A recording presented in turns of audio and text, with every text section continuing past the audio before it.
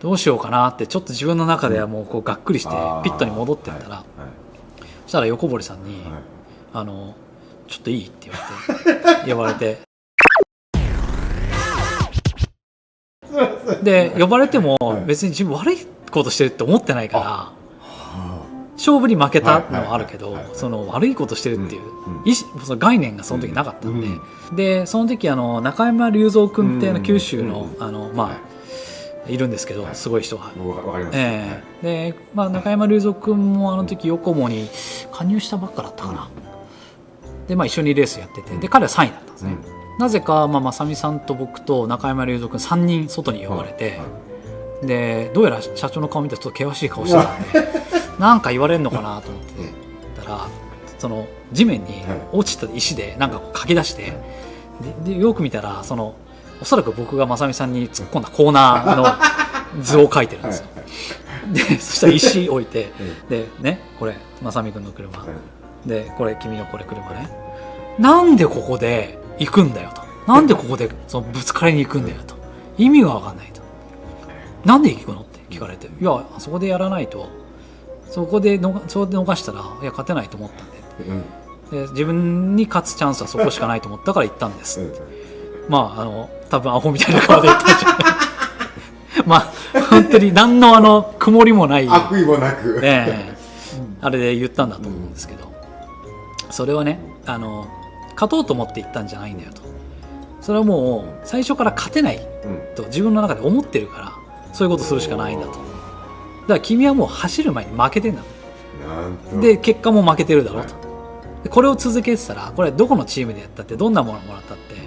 勝てないと思うよ正美君にはとって言われて、で僕は何を言われても、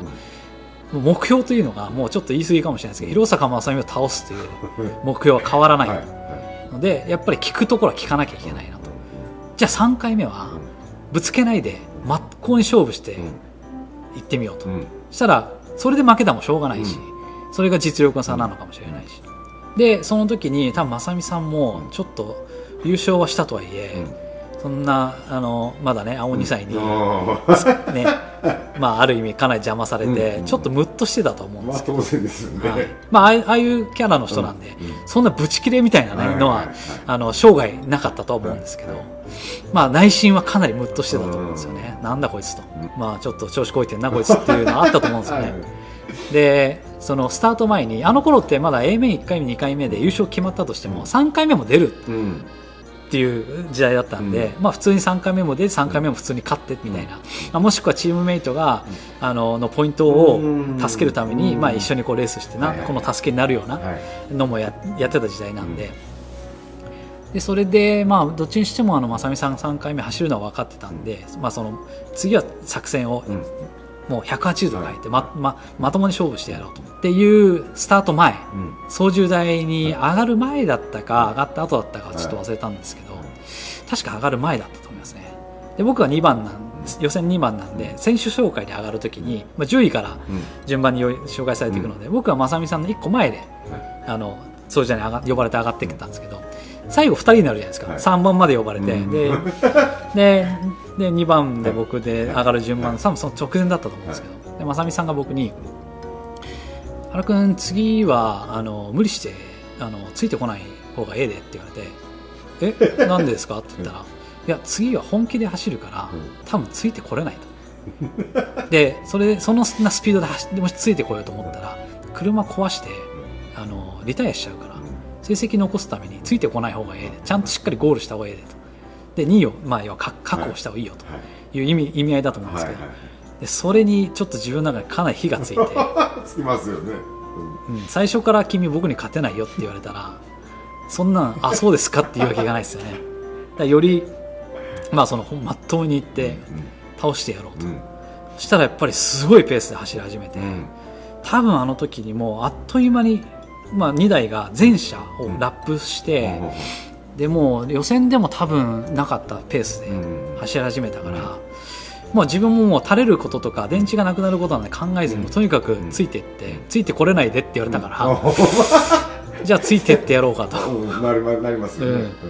でついてったら周回遅れが出てくるとやっぱり差が詰まったりとかするじゃないです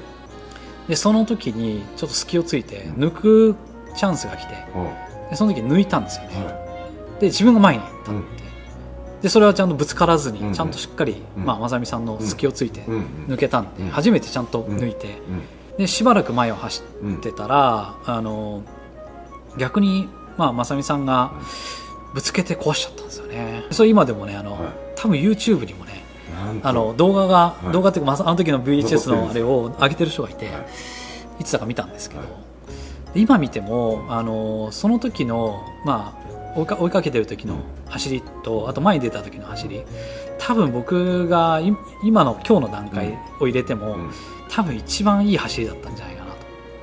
思うんですよね。やっぱ綺麗に走ってるし、ラジコン人生の中でってことですね。多分僕の中でも一番今の僕が言って、あの時言ったら多分勝てないと思うんですよね。全然かなわないんじゃないかな。そのいい意味で殺気も出てるし、すごく精度の高いラインで走ってるなと思って、もうだいぶね10年20年経って後から見て、あの時の走りってやっぱ良かったんだなと。でそれでまた一つ勉強になり、戦い方っていうのを実際教えてもらってっていうのがヨコモの始まりですね。いや、始まりが随分長かったですね。そうですね。それでツーリングカーの全日本選手権もついにその年に始まって、でまだそんなにツーリングカー全社が出してたわけじゃないし、まだ各社作り始めたけど手探り状態で、あの時はヨコモのベリー・ベーカーとか、アメリカの選手ですけど、あの当時アメリカではツーリングカーでかなり速かった選手も呼んで、ヨコモ万全の体制で行ったんですけど、やっぱアトラスが速くて、あの時パイセンを筆頭に、結構中京のまた出てきましたね、くせ者揃いので、そのツーリングカーの全日本選手権で初めて全日本選手権を勝ったんですね。優勝したんですね。それがヨコモの最初の年、これが僕の中では一つのすごい大きなステップになりましたね。その全日本選手権に勝てたその要因としては、やっぱり自分の勘違いしてた戦い方だとか、実際に本当に勝つにはどうしなきゃいけないのかっていうのをもう一つまた学び始めて、ものすごくストイックに速くなること、勝つことと、あと正美さんを倒すっていうこと、それが生んだ成長とも言えるわけですね。そうですね。それがやっと結果として見れたというか、まだまだ全部が実力で勝ったとあの時も思ってないかったし、やっぱり運だとかいろいろあったんで、あの年まだ正美さんも含めて、ベリー・ベーカーとか、世界で戦ってる人たちの実力っていうのはやっぱ見てたら大体わかるんで、まだあそこは無理だなと。負けるつもりで戦わないけど、やっぱり実力っていうのはまだ上がいるんだなっていうのは思ってたんで、その2年後に高校卒業するんですけど、で高校卒業していよいよヨコモの会社へ就職っていう形で、新卒で入社したんですけど、これも結構無理やりっていうか、むちゃくちゃで、高校3年生の時に、全日本選手権はあの時、A メにはもう常連として残るようになってましたけど、ちょっと中途半端な時期っていうか、自分の弘坂正美を倒すという目標が一回そこの全日本選手権で勝ったことによって少しそれが薄れちゃって、少しなあなあになってきちゃってて、でもう一回これはやっぱちゃんとしなきゃなと、高校卒業したらヨコモの会社に入って、よりもっと自分の仕事としてやるその責任感だとか、本当にラジコンを仕事として、ラジコンに携わる社会人として、なんで正美さんって会社で働いてんのかなと、プロじゃないのかなと、プロって何なのかなって思い始めたのはその頃ですね。で会社に実際入ることになって、でこれも横堀さんに「原君卒業したらどうするの?」って言われて「どうするも何も僕このまま会社に働きますよ」これが唯一の面接ですでいきなり会社行って普通ちょっと考えられない原君なんか気がついたらうちに来ててさみたいな多分横堀さんに聞いたらそうやって言うと思うんですよなるほど。いやなんかわかんないけどなんかうちにいきなり来てたんだよっていう感じだったと思いますね。横門に入ってちょっと業務っていうのはもちろんやってますよね、それはどんなことやってたんですか？で最初は、ちゃんと面接して入らなかったんで、ラジコンができると思ってたんですね、もうラジコンバンバンやってラジコンバンバン開発して、そうですね。で開発なんてできるわけなかったけど、できるスキルなんかないのに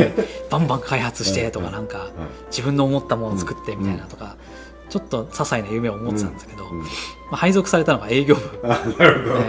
ほど。まず営業を学びなさい、顔を売れと社長に言われて、でその会社のシステムも学びつつ、電話したりだとか、直接出向いて挨拶したりとかっていうところで、社会勉強もしながら、であの頃営業部っていうのは、出荷とかも営業部が全部やってたので、もう本当一から注文取って、で注文いただいて、でその注文いただいたものを自分で集めてピッキングして、それをパッキングして、で配送業者に載せるところまでですね。であとはその資材管理は別にありましたけど、やっぱりその商品化されたものに関しての在庫管理っていうのはやっぱりその普段触ってる人がやるしかないんで、商品の流れというか、よく売れるものは早めに注文しておかないと、もうなくなってる期間が長いとやっぱり販売店さんから苦情が入って、いつ入ってくるんですかって自分でそれを受け取るわけだから、ある意味いろんなことがいっぺんに学べたっていうのは良かったかなと思いますね。でもその中でもやっぱラジコンができない歯がゆさっていうか、やっぱりありましたね。思ったほどはじゃあできなかったということですか。平日はもう基本的に全くできない。普通に考えればそうですよね。そうですね。ただラジコンの会社に入ったのに意外とできないもので、土日は休みだから、会社として休みなんで、土日は別に行こうが行く前が自分の意思で行けるんで、当然その時に土日で行ってたわけですけど、意外と平日会社に入ってもいけないんだなと。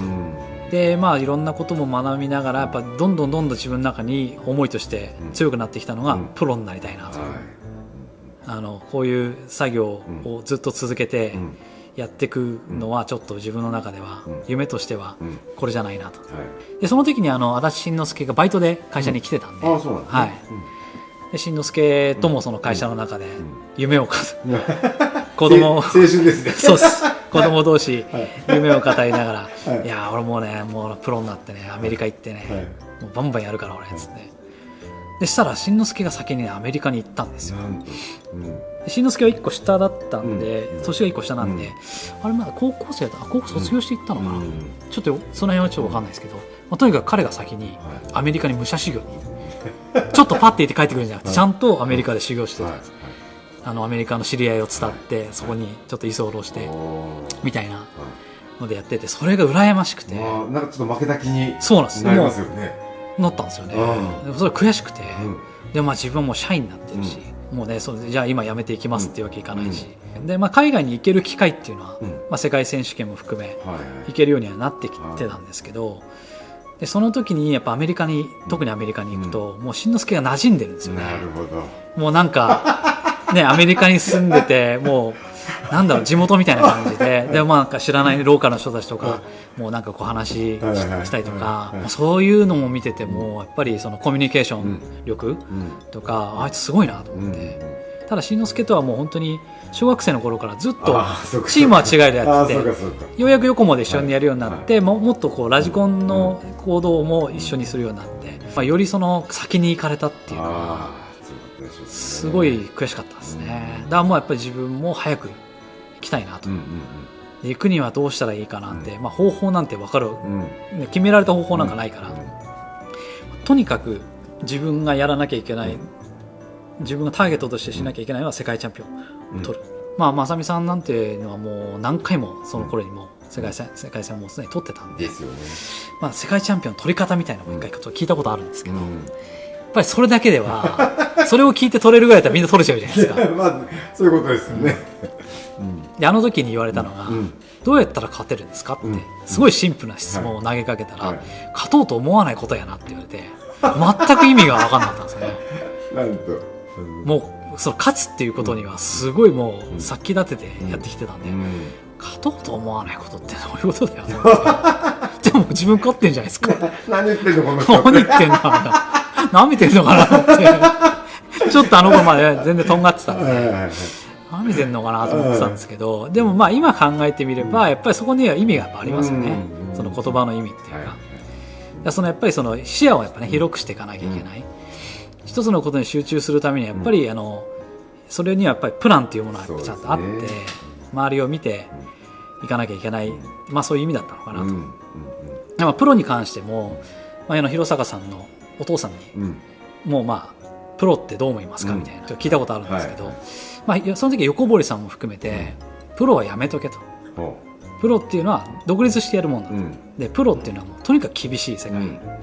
全部自分でやらなきゃいけない、できるかって言われて、いやそうできるかできないかって言われたらできませんって言えないじゃないし、言えないし、でやっぱそう言われると余計向かってきて、いややりますよってできないって言われたら余計やりたくなっちゃうっていうか、で気をこう張っちゃうというかね、今でもそうなんですけど、いよいよ2年後に矢田部で世界戦がやってくると。しかもこれが今一番旬なツーリングカー、10人分の人プロテンもありましたけど、とにかくツーリングカーがもうどんどんこうブームが来てて、であの時の世界選手権は第1回世界選手権ですね。でもその世界選手権で矢田部のツーリングカーの世界選手権に勝つために、あの時は会社の中でも正美さんを見習ってやっぱり自分なりの練習っていうのをどんどん取り込んでやってましたね。その会社の中で、有名ですけど、正美さんがサーキットだけじゃなくて、公園だとか、ダンススタジオだとか、そのちょっともうスペースがあればやってるみたいな、そういうのも取り組んだり。原君もやってたんですか？やりましたね。ただ僕の場合はその朝から晩までものすごい早朝に起きてやるっていうのはあんま得意じゃないんで気が向いた時に、ただ自分のその時にその世界チャンピオンを取るまでの間に本当にシンプルに考えてきた取り組みの練習方法っていうのはやっぱり僕の基礎になってる、今の基礎にやっぱなってて、その一見見るとバカみたいな練習方法、大リーグ養成ギブスみたいな、本当にそんなの現実の世界で意味があるのかみたいなのとかってあると思うんですけど、やっぱりその自分で課したその課題を乗り越えていく、課題を自分で課してそれを乗り越えていくことによってつく、自信と、あとはその反復練習によるその体に覚えさせるその取り組み方っていうのは、もうそれはもう考えずにできるようになってくるっていうのは、やっぱそういうのやっていかないと多分身についていかないと思うんで、あの時やったのはやっぱり無駄ではなかったかなと。軽いコーンを立ててちょっとでも触ったら動いちゃう、もしくは倒れる、固定しちゃうとぶつかっても通っていっちゃうんですよね、ある程度。だから例えば小さい車で僕が練習してた時は固定せずに、で車本当に1台分の隙間を空けて本当にそこ通れるのなるほど。コーナーじゃなくてもいいし、もう本当にそこにめがけて車を本当に正確に持っていけるかみたいな、そういう練習はしてましたね。でそのホイールを立てたんですけど、ホイールって軽いから、そうですね。ちょっとかすったら絶対動いちゃうじゃないですか。だからそれを動かないようにちゃんとこう当てないようにみたいな、そういう練習だとか、あとは、よりそのサーキットに通うために自分で運転する車を持ってなかったのと、ヨコモに入社したと同時に一人暮らしを始めたんで、実家を出て、自分の自家用車がないので、さすがに大きな荷物を持って電車で行くっていうのは、かなり大変なんで、知り合いに乗っけてもらって、朝から晩まで週末は矢田部でやってみたいな、とにかく矢田部に通って、でもうだんだん世界戦が近づくにつれて、全日本選手権だとか間のレース、世界選手権も98年にもう一回世界選手権がイギリスで、それは何の世界選手権？あれは12分の1とプロテンがメインで、あの時に初めてツーリングカーの模擬世界選手権みたいな、一応ワールドカップっていう名前で、正式な世界選手権タイトルはつかないけど、ツーリングカーとしての一番初めのイフバーが主催するレースということでやったんですけど、ちょっとシステムとかもチーム戦があったりだとか、個人戦があったりとか、ちょっとこう今ではあんま見ないのを取り組んだりとかしてやってたんですけど、僕はプロテント12分の1と、あと個人のツーリングカーの方に出て、で12分の1もやっぱり中途半端で、プロテンも中途半端で、B 面 C 面ぐらいだったかな。やっぱり相変わらずその燃費がその時もまだ悩まされてるんですね。悩まされてましたね。とにかくもう自分の中ではスピードを落とすのは嫌いなんですよね。ただ闇雲に握っていったらただ単にもう最初から計画性のないレースになっちゃうんで、一応走り切らないといけないけど、やっぱり落としすぎるのが本当に嫌いで、もっと速く走れるのになんで俺は我慢しなきゃいけないのかなと。でもその葛藤でしたね、ずっとね。でそれを続けて、世界選手権もやっぱりなかなかいい成績が出ず、やっぱまだ世界では実際は戦えてなかったと思うんですね。で社員になって、で矢田部の世界選手権に向けてやっぱりいよいよもう A メインどころかやっぱり矢田部でやるから、やっぱり優勝を狙っていかないと、でチャンスが来たと思ってたし、で会社としても、横堀さんもやっぱりすごいプッシュしてくれてて、これチャンスは来てるよと、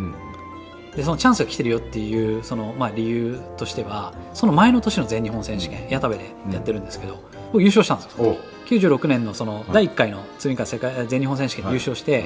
その後優勝って全然なくて、で2回目の優勝が2000年の世界戦の1個前の年、99年の時の全日本選手権で、この時は結構ガチな戦いで、運とかっていうよりは本当にもう正美さんと一騎打ちでどっちが勝ってもおかしくない、本当に僅差だったと思うんですけど、それだけとんがってやってたんですけど、横堀さんは寛容に見守ってくれてたんですね。そうですね、今考えたらよくクビにならなかったなと思いますね。本当にあの頃は、本当にラジコンやるのにいっぱいいっぱいだったんで、本当にご飯も食べずにやってたような、だからもう若い年齢があって成り立ってたと思うんですけど、全然疲れとか、そこまではない感じでしたね。ご飯食べなくても全然大丈夫みたいな。すごい痩せてましたよね、あの頃はね。その世界選手権に向けて、その今横本として、だいぶこう、全日本選手権も、もう一回勝って、看板を背負ってるその責任感みたいな、今までは広坂正美だけが背負ってたその看板っていうのを、少しこう自分もなんか背負ってるんじゃないかなと。直接携わってる模型屋さん、販売店さんが営業部としてあって、でそのを買ってくれるお客さんがサーキットにいてっていうのを、だいぶこう意識するようになってきて、それでもまだまだ意識が足りないぐらいまだまだ足んなかったと思うんですけど、だいぶそれが意識するようになってきて、応援してくれてる人が、その過去のその、教師時代も含めてどんだけの人に支えられてるのかなっていうのを考えた時に、やっぱり自分一人でやってるわけじゃないなと。横浜の中では広坂正美との戦いであっても、やっぱりその一人でやってるわけじゃないかな。応援を感じながら世界選手権に挑んで、で、世界選手権も本当は12分の1とプロテンとツーリングカー全部勝てたらかっこいいなって漠然と思ってたんですけど、やっぱそんな、全部3カテゴリーに1回に集中するのは難しいし、体力も使うし、僕はやるつもりでいたけど横堀さんがツーリングカーだけ出たらと、12分の1から始まって、でプロテンが間に入って、で最後ツーリングカー、間絶対開けなきゃダメだから、出るなら12分の1だけにしとけと。であくまでもやっぱりその横堀さんが、僕に期待してる部分っていうのは、もし正美君がダメだった時に、お前しかいないんだよと。バックアップとしてですね。そうですね。でそれはもう、だいぶ、年齢も少しこう、年齢がこう経つにつれて、自分の年を取るにつれて、少しその意味っていうのが、いい意味でこう、理解少しできるように、少しだけですかね、なるようなちょっとだけ、ちょっと前だったらね俺バックアップじゃないしと、俺がメインだしと思ってやってたと思うんですけど、とにかく、期待されてるなと、応援してくれてるなっていうのがあったんで、とにかく予選でもやっぱ2番手には最低つけとかなきゃ、TQ 取りに行くけど、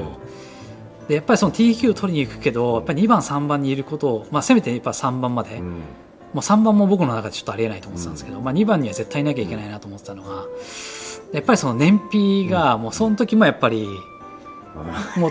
TQ を狙いに行ったら垂れて3番どころかもっと下がっちゃう。そうですね。でやっぱその TQ 垂れないように走ろうと思うと、やっぱり2番になっちゃうんですよね。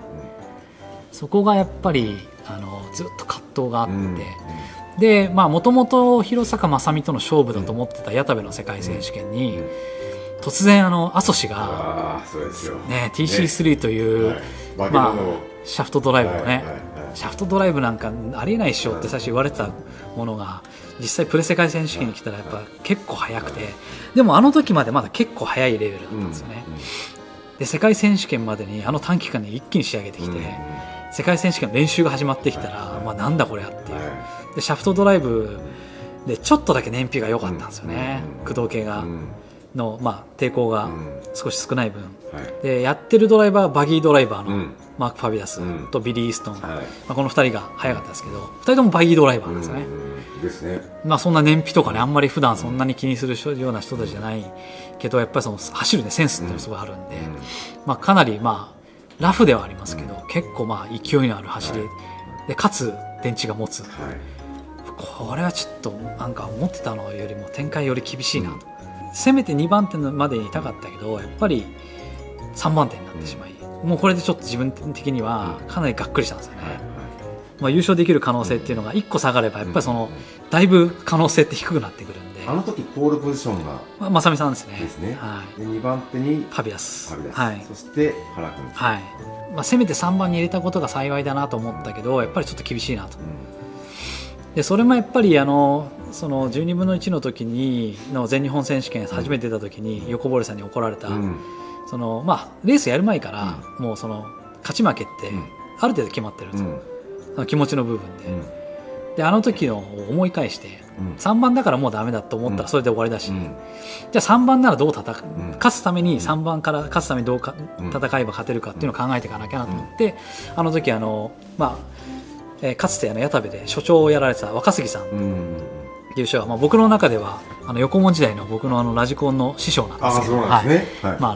考え方とかその精神的な部分の特に大人にしてくれた方ですか。大人になるための師匠なんですけど、で若杉さんがだいぶやっぱいろいろ当然みんな横も正美さんもみんな横もですけど、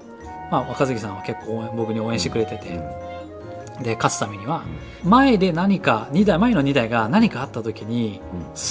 真後ろにいて、かつ最後まで走りきれる燃費がないとチャンスが来ても走りきれない、だからもう今のペース、この予選のペースがいっぱい、これでいっぱいいっぱいだから、これをオーバーしないように我慢するしかないと、で我慢した時にチャンスが来たら、そこではもう勝負が絶対できるからと、って言われて、その作戦通りに決行して、で A 面の1回目はやっぱこれでもやっぱ荒れて、あの時スタートで僕ちょっとファビュラスに接触しちゃったんですけど、今、ビデオを見てもそうなんですけどね、僕の会見としては、ファビュラスのスタートが遅すぎたんですよ、全然ぶつけるとかっていうつもり全くなかったんですけど、もうスタートでもほぼ横に行っちゃったんですよね。で僕3番で内側だったんで、1コーナーはちょっときついコーナーだったから、であの頃まだワンウェイ、フロントワンウェイがついてるんで、そんなブレーキかけてもね、スピンしちゃうだけなんで、であの時もスタートで接触しちゃって、でそれでパビュラスかなり怒っちゃって、で僕もちょっともうなんか、申し訳ないなと、そういうつもりじゃなかったのに、ちょっと彼に当たっちゃって、彼がスピンしたかなんかで、なんかちょっとスタート出遅れたんですよね。でそれでちょっと申し訳ないなと思って余計なこと考えてたら、もう A 面の1回目やっぱ正美さんにどんどん行かれて、で2位でゴールして、また2位でよかったけど、ファビュラスが実際いたら、もしダメだったかもしれないなと、でちょっとこう自分の走りに反省しつつ、で2回目2回目も行くつもりなかったのが、また自分のスタートが決まっちゃって、同じとこだったかどうかはちょっと覚えてないんですけど、ちょっと2回目もなんか近いところに行き過ぎたんですよね、でそれでまたパビュラスもっと怒っちゃって、でも2回目は、パビュラスはそれでも先に僕の前に行って、で2人で荒れて、で僕は2位で2ラウンド目まで終えて、で3ラウンド目の時に、いよいよ、優勝がかかるところ、優勝まだ可能性があったんで、最後どっちにしても1位取らないと、パビュラスと正美さん1回ずつ取ってるんで、もう絶対に1位は取らないと無理だなと。でもう作戦は変えようがないんで、もうそのまま、とにかくスタート、正美さんにもその時言われてたんですけど、難しいけど、ちょっと最後はちょっともっと気をかけてスタートしてくれって言われて、そしたらパビュラスかなりスタート早かったんで、あんまり気にすることなくそのままスタートして、やっぱり前の2人のペースが速くて、もう握ったらついていけるけど絶対にもうこれ以上握れないっていう自分の中でリミットが分かってたんで、でそのままペースを保持して、ただやっぱり2人ともやり合って、でパビュラスが降りてきて、でパビュラスの前に僕が出て、その直後に正美さん自分でパイロンに乗ってでミスをして、で自分が前に立って、で、それはプランの中では一応思ってたけど、実際その状況になった時ってやっぱものすごい焦るわけですよね。あれ本当に自分がトップに立ってしまったと。で優勝を目指してやってきたけど、実際優勝が本当に見えてきた時って、やっぱすごい緊張感がね、すごい出てくる、手が震えてくるし、頭も真っ白になってくるし、であの時にやったことはもう闇雲にもうここまで我慢してれば最後全開で行ってもおそらく走りきれると、自分の中では計算してたんで、でも闇雲にとにかく握って最終ラップ回った時に、これがおそらく最終ラップのはずだけど、矢田部のあの時、インドアの建物が、あの時観客もすごい多かったんで、もう最後の直線入る時にものすごい声援となんかもう地響きみたいなおーってなった地響きで、最終ラップかどうかがなんかもう分かんなくなってきちゃって、音が聞こえなくて、アナウンスも全く聞こえないし、でどうやら多分このままもう電池の残量もそうだし、いやこれも絶対最終ラップだと、もうそのまま全開で、もうその時ちょっと垂れたんですね、でわちょっと垂れたと思って、走りきれるけどやっぱスピード落ちてたんで、一瞬やばいと思ったんですけど、思った次のコーナーで、ファビュラスも一気に垂れたんですね、正美さんが先に垂れたのかな、正美さんが一気にガクンって電池がなくなって、でファビュラスはそれ抜いたんだけど、ファビュラスも下がってたんですよね、でファビュラスがのスピードも下がってるの分かったから、もうこれはもう大丈夫だと、もう最後もヘロヘロになりながら本当にヘロヘロになりながらゴールして、でその時に優勝して、その念願だった世界選手権を取れたんですけど、取れた瞬間に一番最初に思ったこと、これでやっとプロになれるな、優勝した喜びよりも先に、優勝してやったっていうよりは、これでやっとプロになれるなっていう、それだけ強い思いを持ってレースに挑んでたってことですね。そうですね。世界選手権終わってほぼすぐかな、次の日じゃなかったと思いますけど、結構早めに、ちょっと社長室に行って、会社辞めたいんですけどいつ辞めれますかとって言ったら、なんで辞めるんだって言われるじゃないですか世界戦勝ったばっかでなんで辞めるんだってで僕プロになりますと、でその話を進めていって、プロを今認めてないわけじゃない、やってはいけないというより厳しいからやめといた方がいいよというのは言われてたけど、プロとしてやるんだったらじゃあうちも契約したいから